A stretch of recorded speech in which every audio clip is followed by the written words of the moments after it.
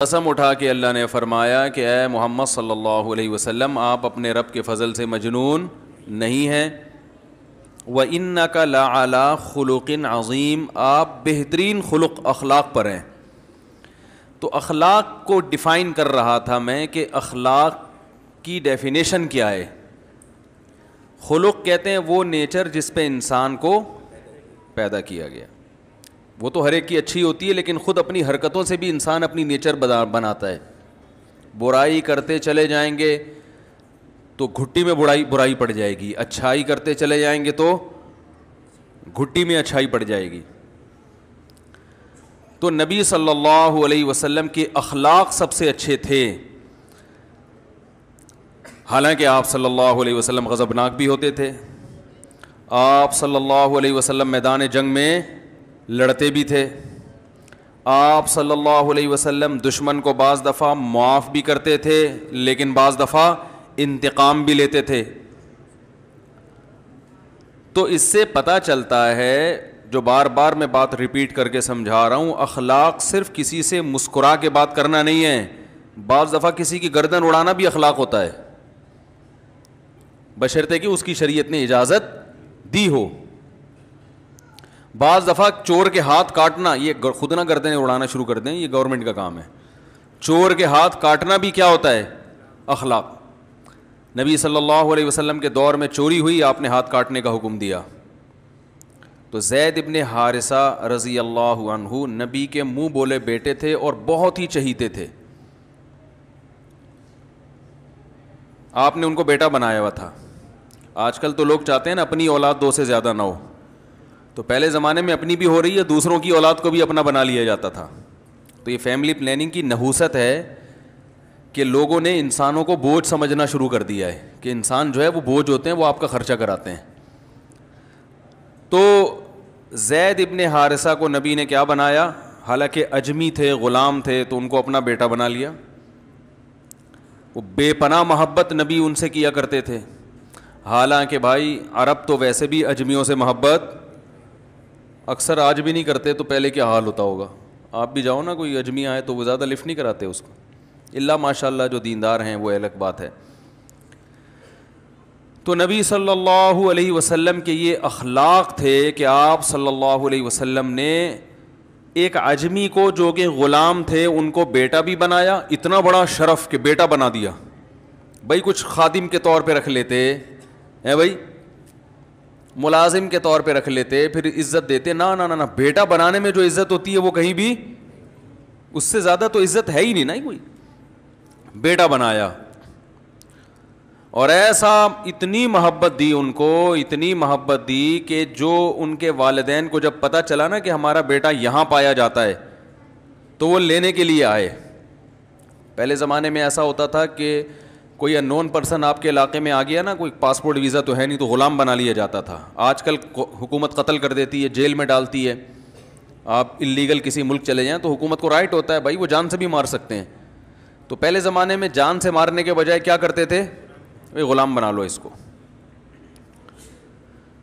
تو اب جب والدین ان کے آئے ان کو لینے کے لیے، ان کے رشتہ دار آئے کہ ہمیں، ان کا خیال تھا رشتہ داروں کا جب زید ابن حارثہ کو پتہ چلے گا کہ اوریجنل والدین آ گئے ہیں تو وہ تو خوشی سے پاگل ہو جائیں گے، تو ہم ان کی منہ مانگی قیمت دے کے ان کو چھڑا کے لے آئیں گے۔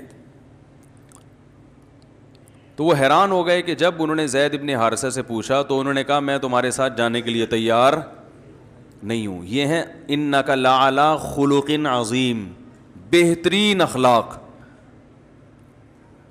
کہ وہ نبی کے پاس رہ کر ان کو نبی سے اتنی محبت ہو گئی کہ میں یہیں رہوں گا، میں واپس جانے کے لیے تیار نہیں ہوں۔ ایک طرف اخلاق کا یہ عالم ہے۔ اب رسول اللہ صلی اللہ علیہ وسلم کے دور میں چوری ہوئی تو لوگوں نے کہا بھائی سفارش کرو، یہ تو بڑے خاندان کا آدمی ہے، یہ عورت تھی کہ اس کا ہاتھ کٹ گیا تو مسئلہ ہو جائے گا، تو اب نبی سے سفارش کرے گا کون؟ کسی نے کہا بھائی حب رسول اللہ، نبی کے سب سے چہیتے تو زید ابن حارثہ ہیں، ان سے کہہ دو، وہ کر دیں گے تو نبی مان جائیں گے۔ جیسے لاڈلا ہوتا ہے نا بچہ کوئی، بھائی لاڈلے کی بات کون رد کرتا ہے؟ زید ابن حارثہ نے شکایت کی کہ یا رسول اللہ، لوگ کہہ رہے ہیں آپ تھوڑی رعایت کر لیں، ان کا ہاتھ نہ کاٹیں۔ آپ صلی اللہ علیہ وسلم غضبناک ہوئے، فرمایا اللہ کی قسم اگر فاطمہ بنت محمد بھی چوری کرتی صلی اللہ علیہ وسلم لسرقتها، تو میں اس کا ہاتھ بھی کاٹ ڈالتا. اور آپ نے چور کا ہاتھ کاٹنے کا حکم دیا.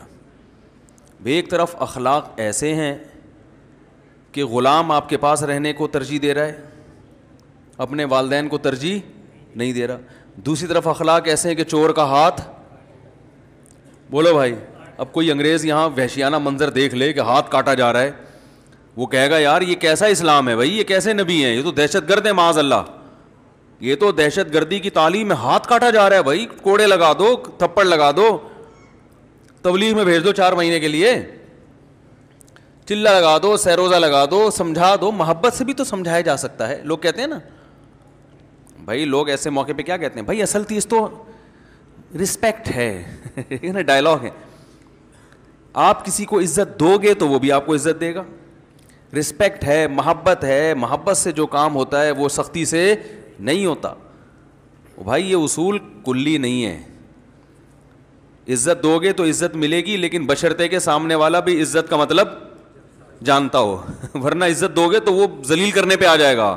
بعض لوگ ہیں وہ دبا کے رکھو گے نا تمیز سے چلتے ہیں وہ، سمجھے. آپ کہہ رہے ہو یار ان کو ہمارے گھر کی باتیں کہاں سے پتہ چلتی ہیں کہہ رہے ہو یار یہ پتہ نہیں مولوی صاحب ایسی باتیں کرتے ہیں بالکل صحیح صحیح، کہ کہاں سے کر رہے ہیں بات. بعض لوگ ایسے ہوتے ہیں ان کو جتنا دبا کے رکھو گے نا اتنا تمیز سے چلیں گے وہ. بعض ملازم ایسے ہوتے ہیں ان کو عزت دی آپ کو بیچ کے کھا جائیں گے. وہ حقیقت ہے. وہ کہیں گے ہمارے سیٹ صاحب میں بتا کتنے کا لے گا یہ. تو یہ چل رہا ہے، مارکیٹ میں چل رہا ہے. تو عزت دو، عزت لو، یقیناً صحیح ہے، لیکن یہ عزت بھی قابل عزت لوگوں کو کے لیے، یہ مقولہ بھی کس کے لیے ہے؟ جو قابل عزت ہوتے ہیں، جن کی گھٹی میں ذلت ہے، جو بائی نیچر برے ہوتے ہیں، ان کو عزت دینے سے عزت نہیں ملتی.